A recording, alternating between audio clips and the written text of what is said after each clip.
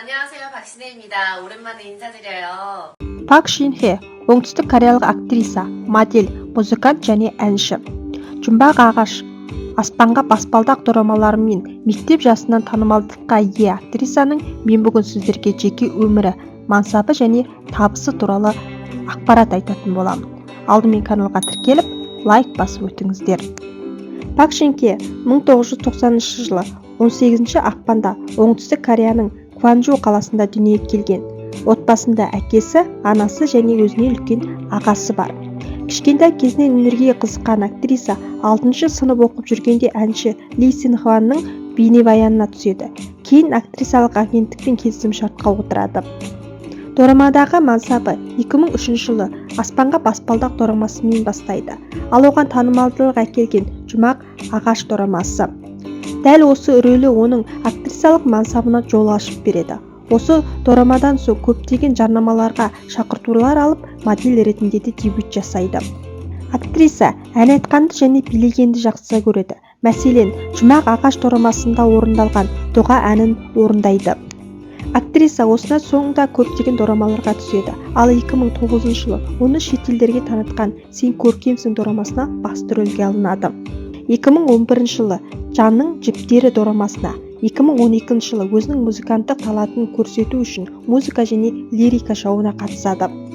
2013 жылы Менің көршім сымбатты дорамасына және осы жылы 7 бөлмедегі ғажайып фильміне түседі. Бұл фильм алғашқы 52 күнде 12.320.000 билет сатылып, оңтүстік Кореяның ең табысты фильмдер тізімінде алғашқы 3-ке кіреді. Және дәл осы жылы әлемге танымал дорама мұрагерлерге актер Ли Мин Хомен бірге түседі. Дорама өте қатты танымалдылыққа ие болады, әсіресе Қытай мемлекетінде.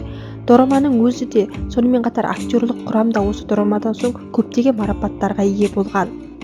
Және де осы жылы Шин Хэ Таиландтағы жанкүйерлермен кездеседі. Осы кездесуде жағдайы төмен отбасылар менен ракпен ауыратын жандарға көмек ретінде көп қаржы бөледі.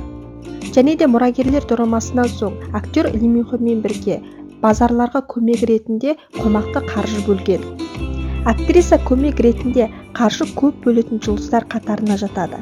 Мәселен, ауру балаларға, жағдайы төмен отбасыларына, үй жануарларын қорғау орталықтарына, су тасқыны және жер сілкінісінен зардап шеккен мемлекеттерге ең бірінші болып қаржы құятын жұлдыздар санатында. Пак Шин Хэ 2014 жылы Пиноккио дорамасына актер Ли Шан Сокпен бірге түседі. Осы дорамадан 5.062.000 ақш долларын тапқан. Жалпы актриса қазіргі таңда дорамалардың әрбір бөлімінен 21.000 ақш долларын алады. Ал жалпы табысы 8 миллион ақш долларын құрайды. Шин Хэ 2016 жылы Girls' Generation тобының әншілері Сугьонмен және Юримен бірге Шонон университетін бітірген.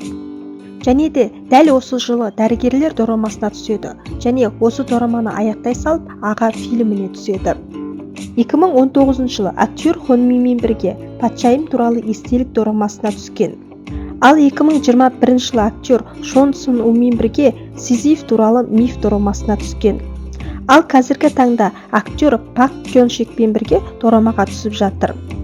Ал актрисаның жеке өміріне келсек, оның әрбір жобасындағы актерлермен кездеседі деген қауесеттер шығады. Мәселен, мұрагерлер дорамасындағы актер Ли Мин Хомен және Пиноккио дорамасындағы актер Ли Шан Сокпен кездеседі деген ақпараттар шыққан.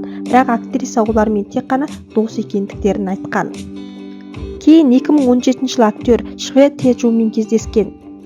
Олар бірге оқыған екен. Кейін 2012 жылы Барабан патшасы дорамасында кездескен. Басында актер мен актриса жақын достар ретінде араласқан. Кейін махаббаттар ашылып, 2022 жылы үйленетіндіктерін және актрисаның аяғы ауыр екендігін хабарлайды. Осылайша 2022 жылы тойларын жасады және осы жылы балалары дүниеге келді. Тұрмысқа шығып, сәбиін дүниеге әкелген актрисаны жанкүйерлері асыға күтті. Актриса ұзақ уақыттық үзілістен соң 2023 жылы кештерге қатыса бастады. Сонымен қатар 2023 жылы Pixar Arts Awards марапатына қатысты. Ал қазіргі таңда жанкүйерлері актрисаның дорамасын асыға күтуде.